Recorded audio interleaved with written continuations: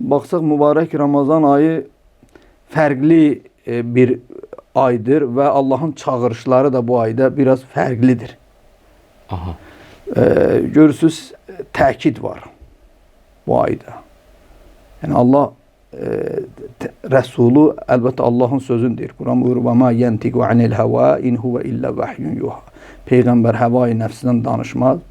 O nəyi danışır? Allah ona vəhy eləyən danışır. Peyğəmbər Allahın sözünü deyir. Allahın salamı olsun ona. Yəni Peyğəmbər Əkrəm deyirsə, bu ayda təkid edirsə, özü də Peyğəmbərin qad aqbələ ileykum şəhrullah.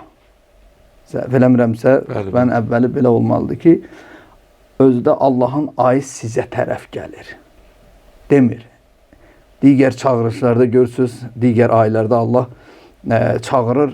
Məsələn, vallahu yəd'u ilə darissalam. Yunus surəsində olmalıdır, səhv eləmirəmsə. Allah insanları əminamanlıq evinə tərəf çağırır. Görürsünüz, bir istiqamətə Allah çağırır. Və ya hədislərin məzmununa baxsaq, Allah Taala buyurur ki, mənə tərəf siz bir addım gəlin, mən sizə tərəf 10 addım öz bağışlanmağımla gələrəm. Tərpənişi, hərəkəti Allah birinci bəndədən istəyir. Amma mübarək Ramazan ayı elə deyil. Mübarək Ramazan ayında bir fərqlilik var. Allah Rəsulü buyurur ki, Allahın ayı sizə tərəf gəlir.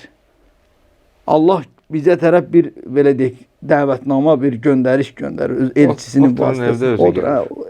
Yəni, fərqlilik var bu ayda. Odur insanlar özü də, baxın, sayır. Nə bilim, yatmaqda ibadət olduğunu. Bu ayın dəqiqəsində, saatında, indi o xütbəni daha möminlər şükür Allaha indi rahatdır əldə eləmək. Yəni, o qədər, hətta nəfəs almağın belə ibadətdir. Sənin nəfəs verirsən alsan, o da zikr, savab yazılır, belə deyək, ibadətdir sənin üçün.